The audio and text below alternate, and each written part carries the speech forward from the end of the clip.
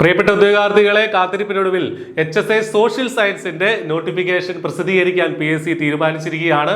കഴിഞ്ഞ നോട്ടിഫിക്കേഷനുകളുടെ കൂട്ടത്തിൽ HSAയുടെ natural science, physical science, English, Malayalam ഒക്കെ വന്നിരുന്നു. പക്ഷേ നമ്മുടെ സോഷ്യൽ സയൻസിന്റെ നോട്ടിഫിക്കേഷൻ വന്നിട്ടുണ്ടായിരുന്നില്ല. അത് ആ ഒരു സോഷ്യൽ സയൻസ് ഉദ്യോഗാർത്ഥികളുടെ കാത്തിരിപ്പിന് വിരാമം ഇട്ടുകൊണ്ട് HSA സോഷ്യൽ സയൻസിന്റെ നോട്ടിഫിക്കേഷൻ ഉടൻ തന്നെ പബ്ലിഷ് ചെയ്യുമെന്ന് PSCയുടെ 25-ാം തീയതി ചേർന്ന PSC ബോർഡ് മീറ്റിംഗിൽ ഇക്കാര്യം തീരുമാനിച്ചിട്ടുണ്ട്. കുറെ അധികം തസ്തികകളിലേക്കുള്ള നോട്ടിഫിക്കേഷൻ ഈ വർഷം അങ്ങനെ അധികം നോട്ടിഫിക്കേഷൻസ് വന്നിട്ടില്ല.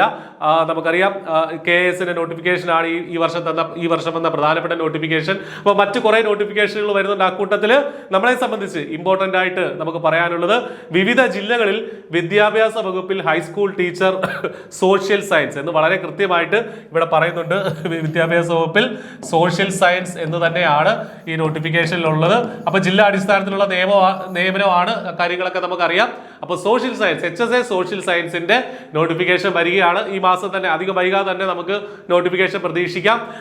നിശ്ചിത യോഗ്യതയുള്ള ഉദ്യോഗാർത്ഥികൾക്ക് ഡിഗ്രിയും അതുപോലെ തന്നെ കേട്ടറ്റ് 3 എങ്കിലും അല്ലെങ്കിൽ സെറ്റോ നെറ്റോ ഒക്കെ ഉള്ള ഉദ്യോഗാർത്ഥികൾക്കും B.Ed ഒക്കെ ഉള്ള ഉദ്യോഗാർത്ഥികൾക്ക് ഇതിനു വേണ്ടിയിട്ട് അപ്ലൈ ചെയ്യാനായിട്ട് സാധിക്കും.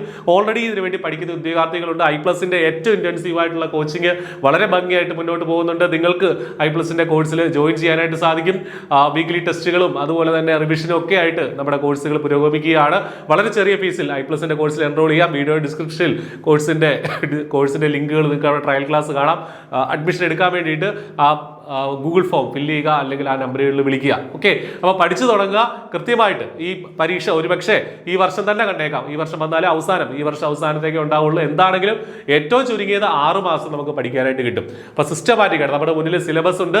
സിലബസ് അനാലിസിസ് ഉൾപ്പെടെയുള്ള വീഡിയോകൾ ഇതേ ചാനലിൽ തന്നെ വരും ദിവസങ്ങളായിട്ട് നിങ്ങൾക്ക് കാണാൻ സാധിക്കും. അപ്പോൾ അതൊക്കെ കൃത്യമായിട്ട് മനസ്സിലാക്കി പരീക്ഷയ്ക്ക് വേണ്ടത് ചിട്ടയോടുകൂടി പഠിച്ച് ഈ വർഷം തന്നെ നിങ്ങൾക്ക് ഹൈസ്കൂളുകളിൽ സോഷ്യൽ സയൻസ് അധ്യാപകരായിട്ട് ജോലിയിൽ പ്രവേശിക്കാൻ സാധിക്കട്ടെ എന്ന് ആശംസിക്കുകയാണ്. All the best. Thank you.